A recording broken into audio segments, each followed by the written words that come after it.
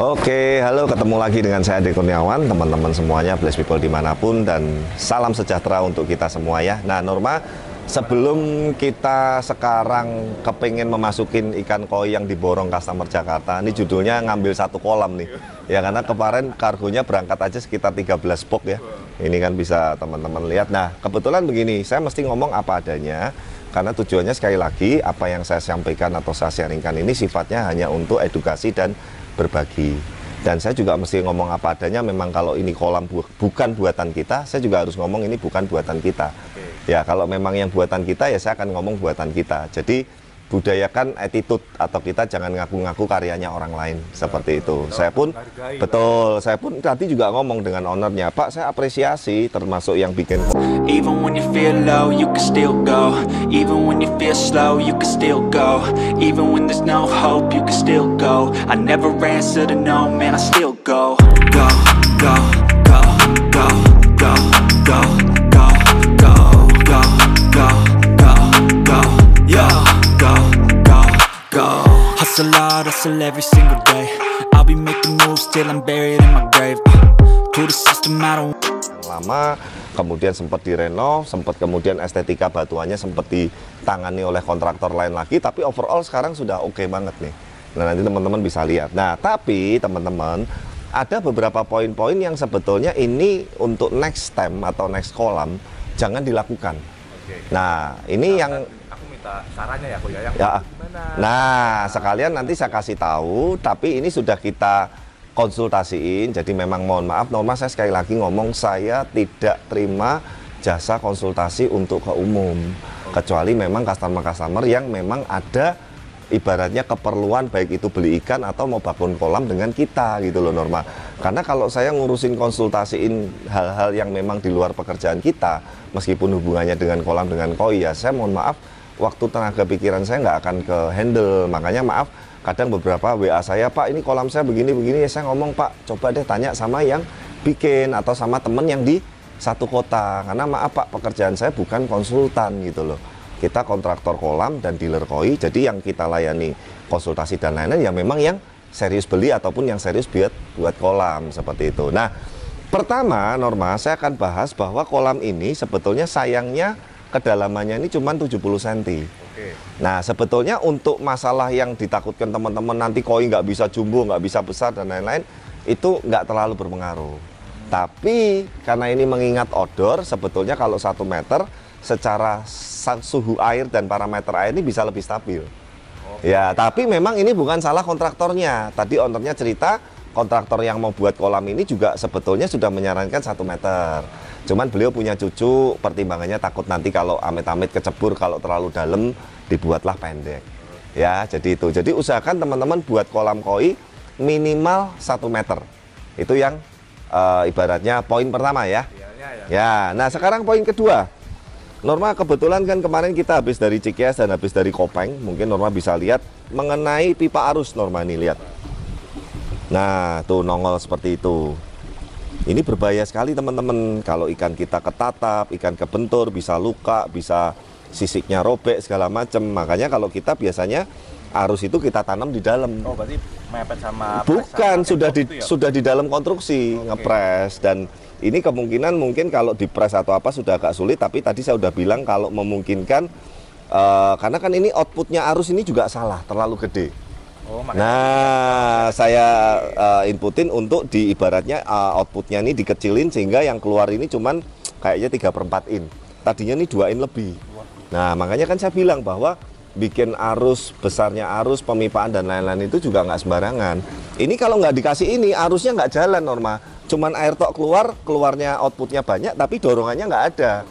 Terpaksa outputnya dikecilin sehingga ada pipa nongol seperti ini, baru arusnya mulai berfungsi. Tapi ya sudahlah, ini kan sudah terlanjur ya. Kita satu lagi ke sini yuk Norma. Tadi yang saya bahas mengenai arus ya. Jadi arus dari awal itu ukuran pipanya sesuaikan dengan kebutuhan, jangan terlalu besar, jangan terlalu kecil, dan usahakan tertanam di dalam konstruksi itu yang di bawah air terjun tuh. Ya kan, mau nggak mau kan harus kita akalin dengan dikasih input shock yang sehingga nanti dia keluar pipanya lebih kecil, baru dorongannya keluar. Itu pun kita arahkan ke dua sisi, karena ini yang ketiga, bottom drainnya letaknya terlalu pojok tuh di sana tuh. Betul. Nah, pada kolam ini panjangnya ini 5 meter lebih, kayaknya hampir 6 meter. Harusnya kalau standarnya di kita bottom drain itu minimal saya butuh 2 tuh di tengah. Nah, tapi ini kan lihat nih Norma, dari sana ke sini kan terlalu jauh. Meskipun ini saya pelajari konstruksi lantai kolamnya udah miring, tapi saya yakin kalau nggak didorong dengan arus tadi, arus ini, kotoran yang stuck di bawah ini pasti nggak akan nyampe ke sini. Kurang maksimal. Ya, itu masalah bottom drainnya. Nah, tadi yang keempat adalah masalah penyetingan, baik itu secara aerator, oksigen, arus, kemudian air terjun, membran aerator di bawah air terjun. Tadi kekencengan. Nih contoh nih, mumpung belum saya benerin ya. Kamu lihat nggak ini? Ini bening, bagus. Tapi bergelombangnya, riaknya terlalu agak pusing gitu loh. Nanti makanya, ya, tapi tadi saya izin dulu dengan owner, Pak, boleh nggak saya settingin semua nih? Biar ibaratnya lebih soft, tapi saya jamin suplai oksigen nggak mungkin kurang. Gitu. Jadi pengalamannya ownernya itu tadi berpikiran bahwa semua oksigen harus kenceng supaya oksigennya maksimal. Salah. Gitu. Dan ini sekali lagi teman-teman tidak ada teori yang baku ya Norma. Nanti jangan bilang terus, wah Pak itu menurut Blaze seperti itu. Enggak loh ya, saya kembali lagi ini patokan kita dan standar kita. Dan kalau nyeting pun ini saya seperti, kamu tahu nggak, suka hobi motor nggak? Ada. Nah, ada nggak tiap bengkel itu punya settingan atau berbeda-beda? Benar. Pegangan tangan saya dengan kontraktor lain juga beda. Makanya tadi saya izin dulu sama beliaunya, Pak, boleh nggak mumpung saya di sini mau ngurusin ikan dan mau masukin ikan, saya mau settingin semua nih. Dari flow chambernya, oksigennya, arusnya, kekuatan air oksigen yang di bawah air terjun, saya mau setting semua biar kelihatan lebih soft, lebih bagus. Tapi saya jamin oksigennya nggak mungkin kurang. Gitu. Nah, Norma shoot itu kita sama-sama lihat perbedaannya ya. Saya akan kecilin coba setting yang di bawah waterfall.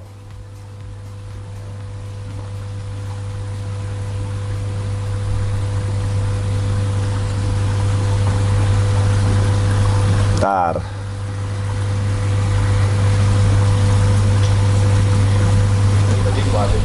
Ya, pelanin. Dan pelaninan ini juga harus kita lihat antara dia bergelombangnya dengan permukaannya. Nah, nih, lihat nih.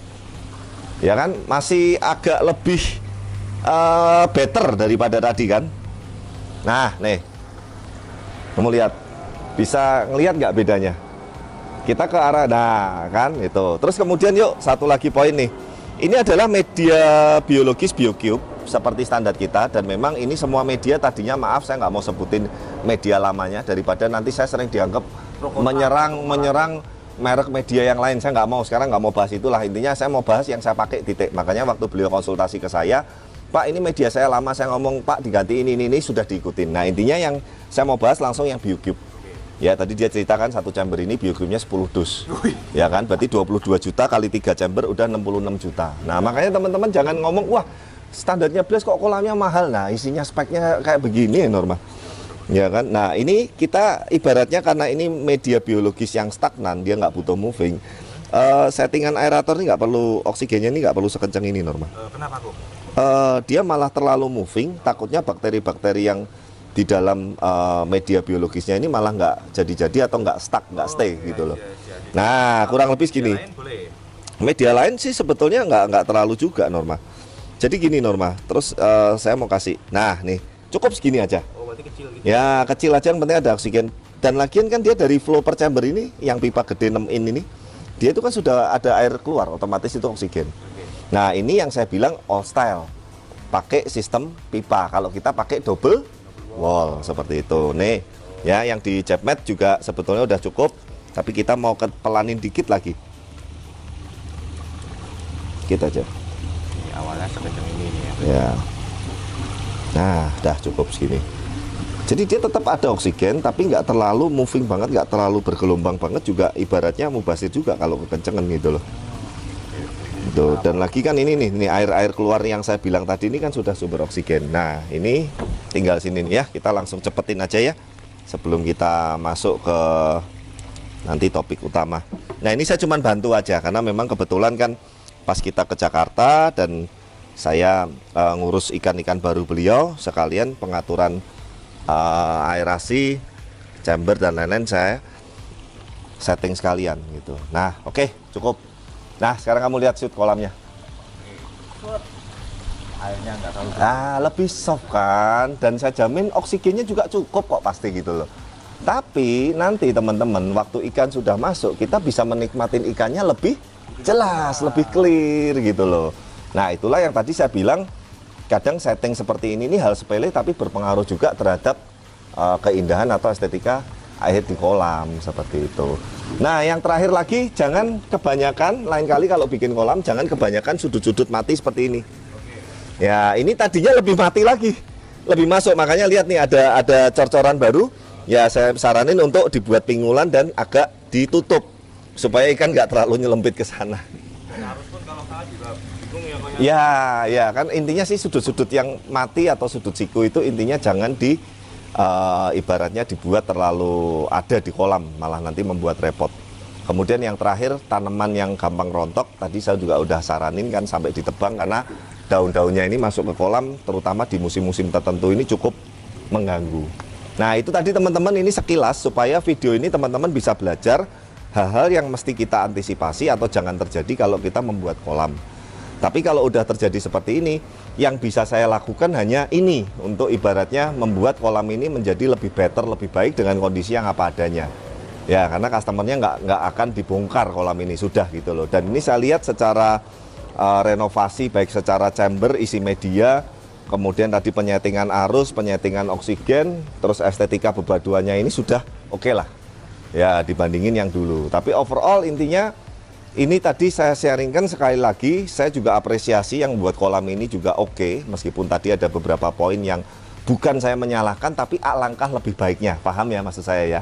Tapi kalau saya ngomong seperti ini nanti ada nggak setuju, oh enggak Pak, tetap bottom drain itu saya setuju paling satu di pojok, ya enggak apa-apa juga. Ini kan hanya kita ibaratnya sharing seperti itu. Tapi overall ini kolam sudah oke, air sudah oke, isi media saya cek sudah oke, suplai oksigen sudah oke, ikan sudah datang, kita masuk ke part berikutnya, masukin ikannya. Ya seperti itu ya. Nah thank you, di video kali ini semoga tadi bisa mengedukasi dan bermanfaat. Beberapa poin-poin yang harus diperhatikan dalam kolam koi. Semoga nanti teman-teman bisa pakai positifnya, dan kalau ada yang nggak cocok, nggak berkenan, saya juga mohon maaf. Ya, sampai ketemu di video-video berikutnya. Thank you, bye-bye.